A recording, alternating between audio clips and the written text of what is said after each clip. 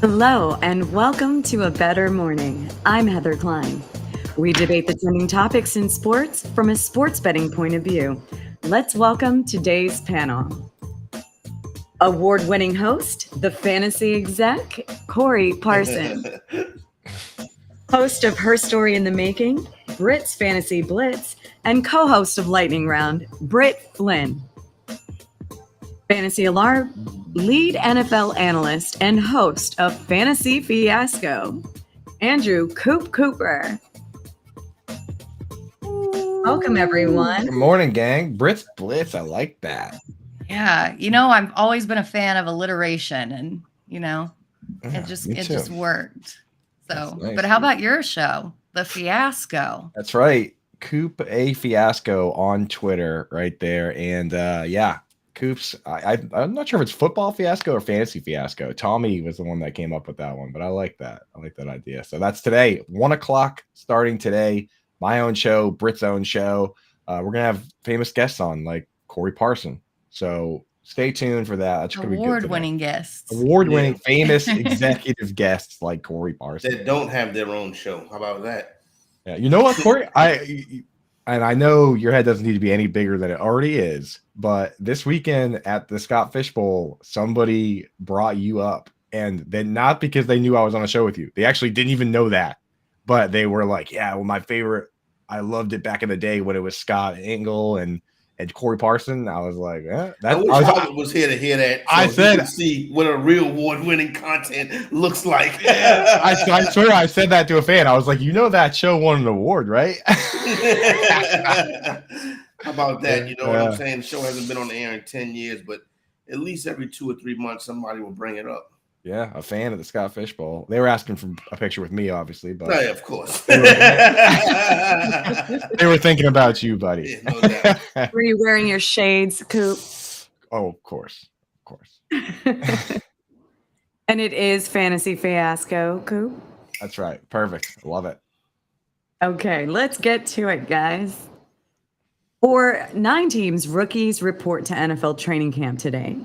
Carolina has a new coach and a new quarterback in Frank Reich and Bryce Young. Although Bijan Robinson, Britt's favorite, is favorited for Rookie of the Year at plus 300, the Panthers rookie QB is a close second at plus 420. What are your expectations for Young in his first NFL season, and do you think he could win Rookie of the Year? Oop, you're up first.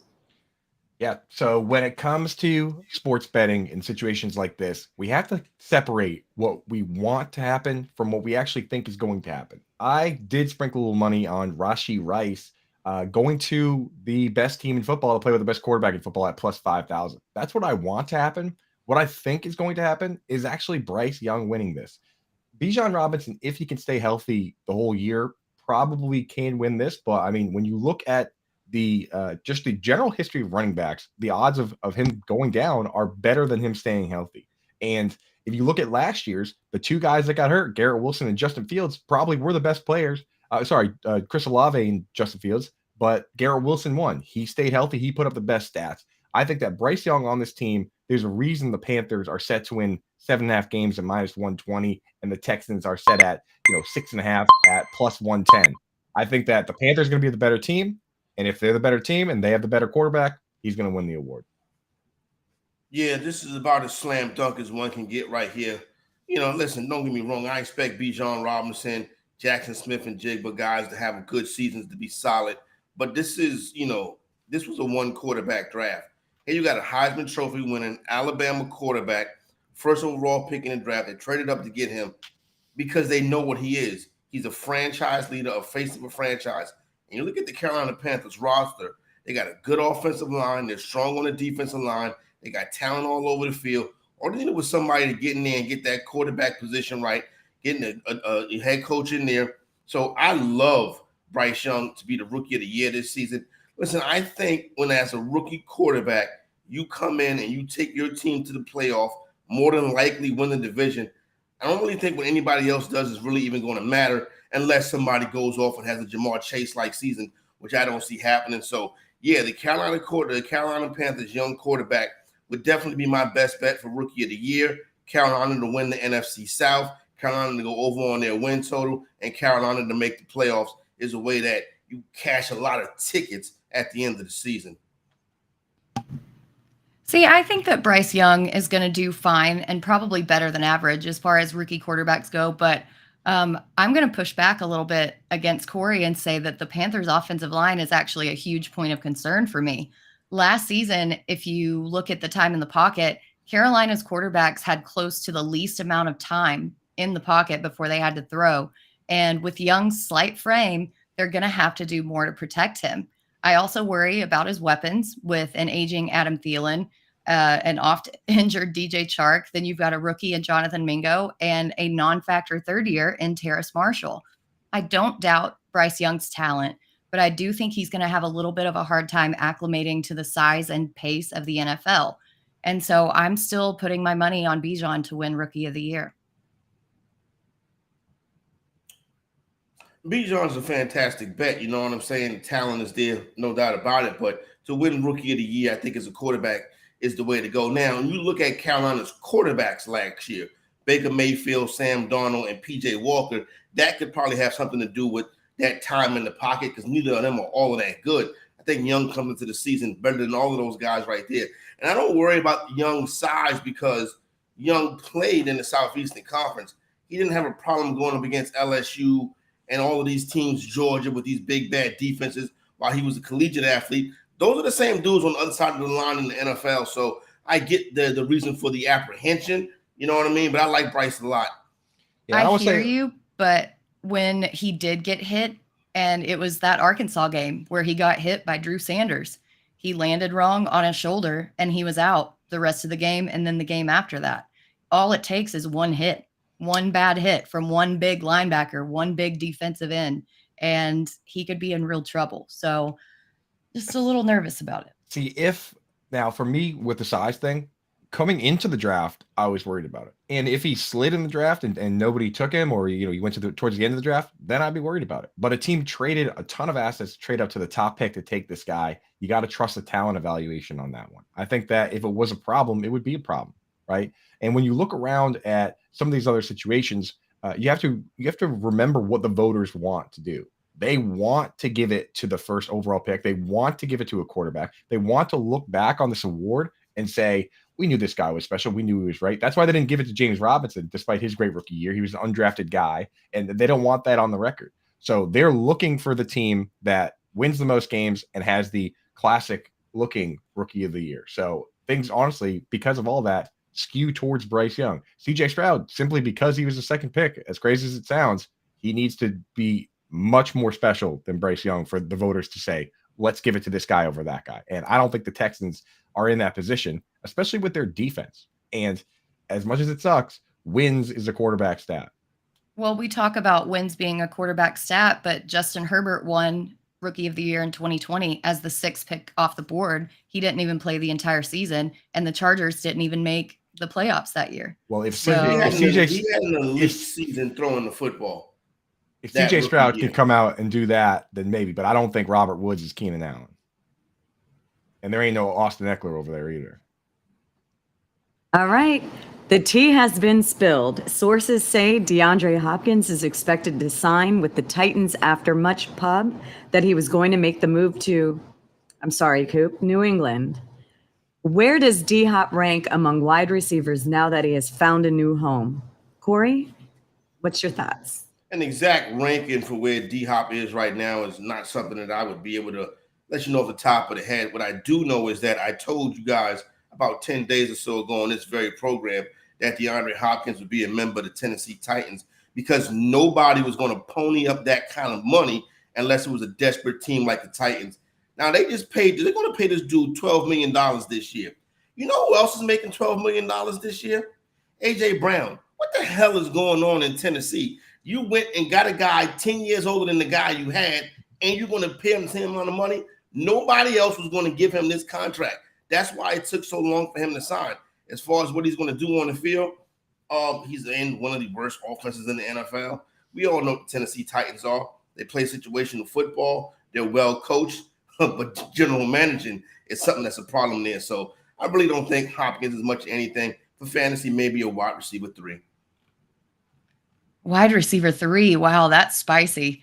I also want to touch on, not only did they guarantee him $12 million, but he has an incentive-based deal where he could make up to $15 million this season. So it's crazy. I think that he is still going to shoot up draft boards now that he has a landing spot. Sure, the Titans aren't pass heavy, but Hopkins does have a relationship with Titans offensive coordinator Tim Kelly, who he worked with in Houston. And we forget, Hopkins ranked 9th in fantasy points per game last season, even with backup quarterbacks in Arizona. And when Ryan Tannehill had 2 decent receivers in 2020 with A.J. Brown and Corey Davis, Brown had over 1,000 yards. Davis was 16 yards away from hitting 1,000. So I don't think it's doom and gloom for either Hopkins or Treylon Burks. I'm actually ranking him as a low-end wide receiver 1, high-end wide receiver 2, even on this run-first offense, because they're going to have to try and compete with Jacksonville for that AFC South title. Yeah, so we always say that money talks, right? So when I look at these contract situations, and you guys seem to be on opposite ends of this, I just start looking around at what the other ones that free agent wide receivers got. So Michael Thomas is back on a 10 mil deal that could be up to 15 mil, whereas you got Hopkins at 12 mil that could be up to 15. Odell Beckham Jr. is getting a minimum of 15 mil that could be up to 18 mil.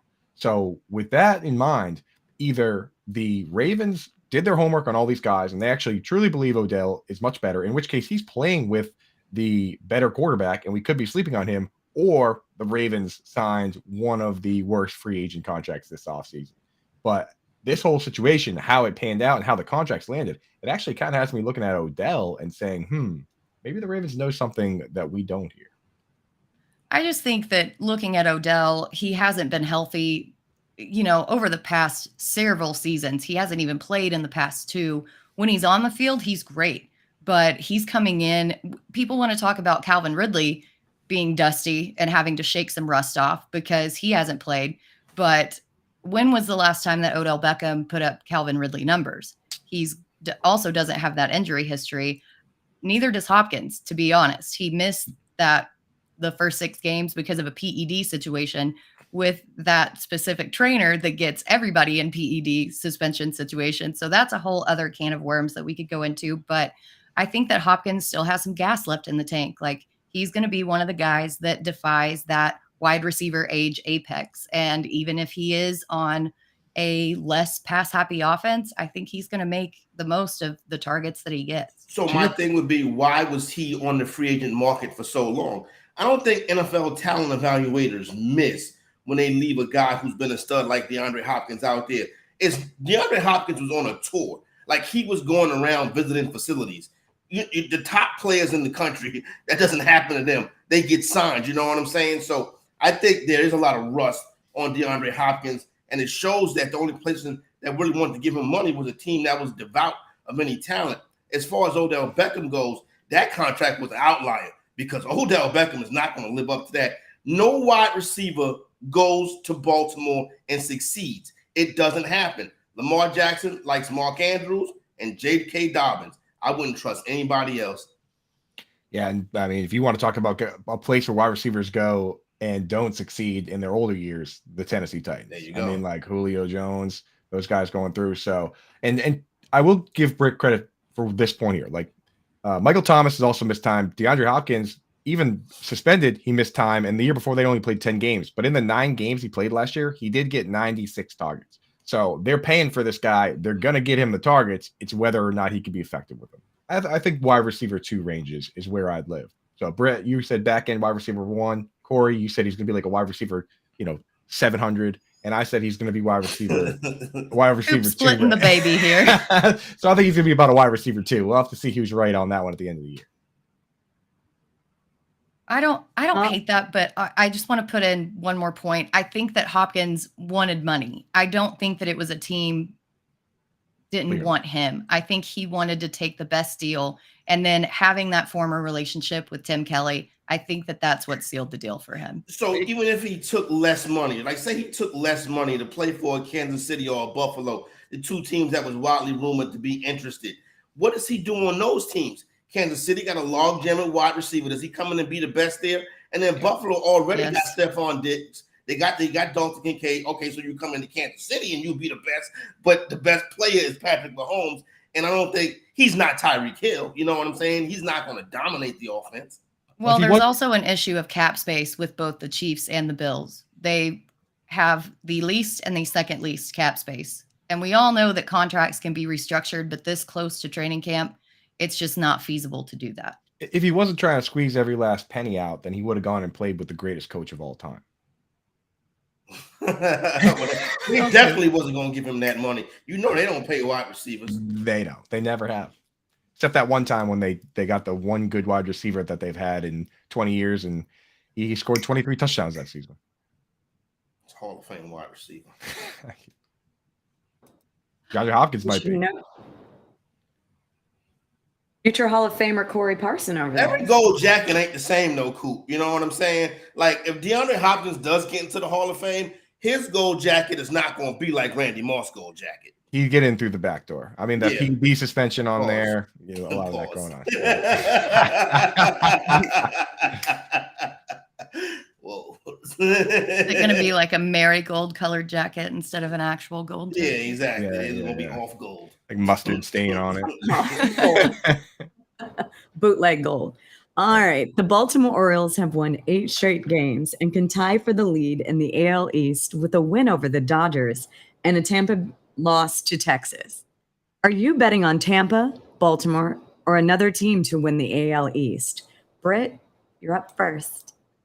So I'm still betting on the Rays to win the division, but we can't overlook that what the Orioles have done this season is impressive.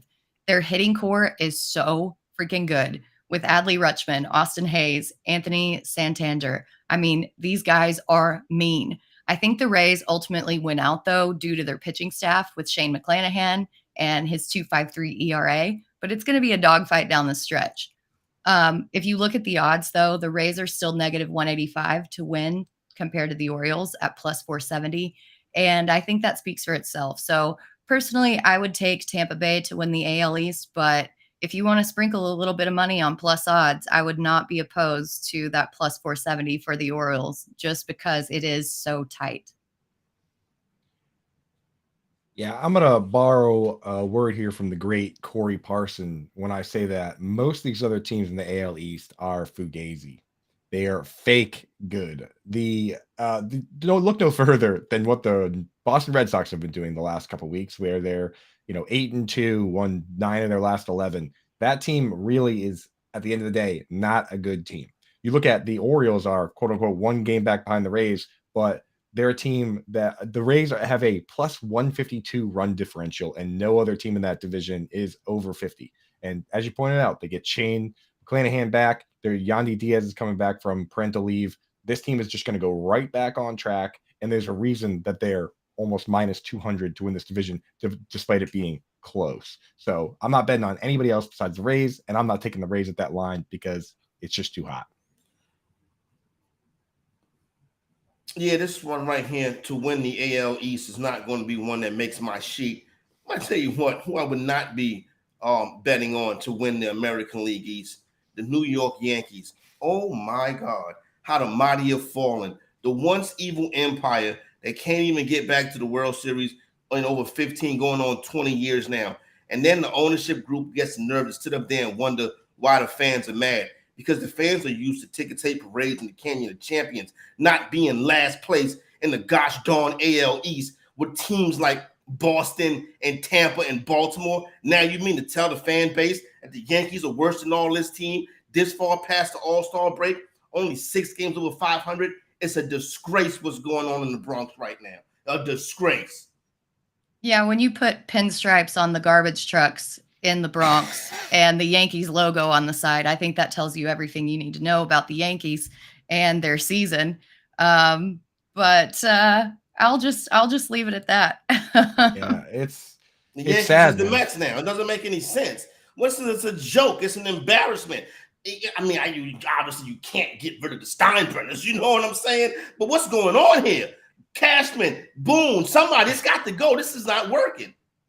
So this is where I draw the line, where Better Boss in the chat said, I actually feel bad for Yankee fans. And that Unacceptable. Do never look at Corey Barnes' face right now. Do you see that face right now? He knows you never feel bad for that team. Don't do man, it. because at any given time, they can't get hot with the talent they have, and they're the ones that pay for it, and they signed themselves up for this, man. They're years, building the Death Star year after year. I mean, they'll tell you all about the rings they won back in the day when only guys from Boston and Baltimore suburbs were allowed to play.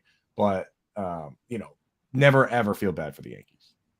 I want to go back to what Corey said, that they are the Mets right now. Their payroll is so high, but what are they doing with all this talent? What are they doing with all this money? They're not going out. They're not making any moves. The rotation is not great, and I'm saying that to be nice. And how are you letting the Orioles, when you are a legacy team in the entire history of baseball, how are you getting Because beat they don't have this bad legacy. and falling down? They don't have legacy ownership anymore. That's the problem. The boss wouldn't have gone for this all this long time without winning. Whatever it takes, it would have gotten done. It seems like nowadays they're going the conservative route or the less money spending route, or trying to figure out ways to piece it together. You build that $1 billion crap heap of a stadium, you tore the old house down, ain't only won one time since. Listen, there's a lot of stuff going on in that New York front office that is very problematic, and it needs to get fixed ASAP. Because I'm telling you, and pretty soon that stadium is going to be empty. We don't play that in the Bronx. I just take that to Queens and go watch the Mets. I was gonna say. I just love that the Yankees can be this bad, and the Mets are still like, hold my beer, and they've scored 6 runs over the last 5 games or whatever it is. Just absolutely finding a way every single time to, if the Yankees are bad, they'll somehow blow it in an even grander fashion. Good job, Mets. Well, Never let us down. They never let us down. The Mets, I'm just going to bring back the oldie but goodie, the New York mess. That's right. Relax, Britt. Arkansas don't have a baseball team. We actually do. It's in Springdale. It's not the higher of the the MLB, but it is a little team for the Royals. Springdale, and we fill that park. That's the Springdale Hog Mollies. No, we're the Naturals. Wow. The Arkansas Naturals. Oh, there you go, the Arkansas Naturals. Love it. Where did you come up with that, Coop? I think Arkansas. I think hogs.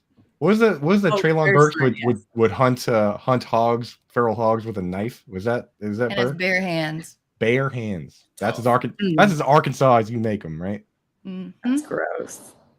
All right. On that note, now it's time for Dealer's Choice. Give us your bet of the day. It could be on the day's MLB action, futures odds, prop bets, summer league. Coop, what do you have for us today? So last time I brought us a little lesson from Bentley University, where I went to school, when I talked about the time value of money. And once again, I'm going to be bringing up some old finance terms here, and we're going to be going against the time value of money, locking up money in a futures bet again. This time we're going to do a little fantasy arbitration here. I look around at the ADPs for guys like Justin Jefferson, Jamar Chase, Cooper Kupp, AJ Brown. Those guys are all set at 1,300 yards, all of them 8 or 9 touchdowns with the Vegas books. Justin Jefferson's at 1,350, Chase 1,275, Tyreek Hill 1,300, Stephon Diggs, even Diggs where he's going is up near 1,200. For some reason, the books have AJ Brown at 1,050. So here I'm basically saying the fantasy world either has this completely wrong, or it's an easy way to make a little bit of money. Last year he had 1,400 yards. Betting on him to have a 1,000-yard season, not that hard to me. All right, strap it up, everybody. Fantasy executive about to give you a winner. And Coop, you won't like this one. This is egregious right here. The New England Patriots over 7.5 wins. You can actually get this at plus money. And I know people might be tired of the New England Patriots and Bill Belichick, and they're going to point to Mac Jones. You ever notice how people talk about quarterbacks? They mention the quarterback's weapons, and, oh, he's not good because he don't got no weapons, despite the fact he make $40 million a year. You know who really don't have no weapons? Mac Jones. He may have the worst weapons in NFL history, but you never hear people say that Mac Jones don't have no weapons. It's because they have a bias against him. Here's the truth of the matter. You get an intelligent quarterback like that. He rebounds this season. He gets a real offensive coordinator. New England won 8 games last year and had 2 of the worst losses in New England Patriot history. Bill Belichick had that team back in contention this year. It's not like Buffalo is that great of a team. New England over 7.5 easy.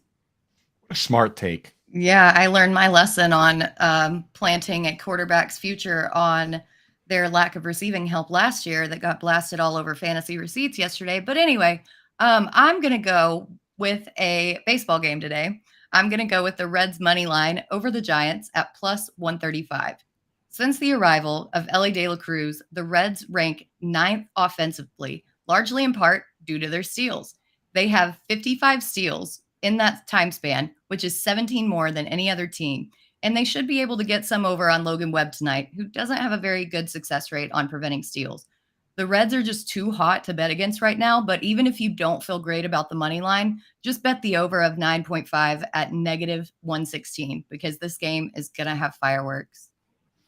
Yeah, anytime I can jump onto a Patriots bandwagon that's being driven by somebody else, I will gladly hop aboard. And you're right, when you talk about those losses, people don't realize how close this team was actually to making the playoffs. Yep. Because the one that people jump out to people is the Raiders one, right? Where the reverse Hail Mary from Jacoby Myers to Chandler Jones, where he ran over Mac Jones.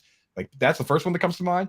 But if you think about that Bills game, if they had anyone that could kick a touchback, their punter at the time was the guy that did kickoffs, but he was away from the team. If they had anyone that could kick a touchback, they wouldn't have had Nyheim Hines run back not 1 but 2 kicks and have Nick Folk kick one out of bounds for an illegal procedure that brings the ball to the 45. That game was easily winnable.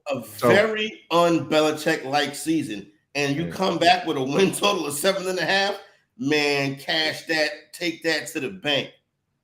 Easy one. That's why they spent. That's easy money, Britt. That's why they spent 2 draft picks on kickers this season because they didn't want the same thing to happen again. Seriously though, I mean it's crazy how important that is, you know. And they let that punter very unceremoniously was sent off in the offseason.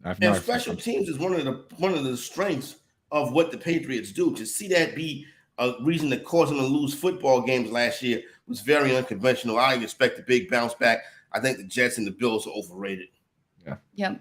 You guys just look up the Adam Sandler song, The Lonesome Kicker, and that tells you everything you need to know about the Patriots kicking game last season. I will look it up. And shout out Adam Sandler, Boston area Patriots fan. And big baller. Big basketball baller. Yeah, he is. Boom, boom, boom, boom. Yeah. All right, Heather. All right, we're good today. That was today's edition of A Better Morning. Thank you to Corey, Britt, and Coop. Make sure you check out the debut of Fantasy Fiasco with Coop today at 1 p.m. Eastern, followed by Britt's Fantasy Blitz at 2. And if you missed any of our shows, you can find them all on our YouTube channel and at bettersports.com. And YouTube being Better Sports Network and Fantasy Alarm.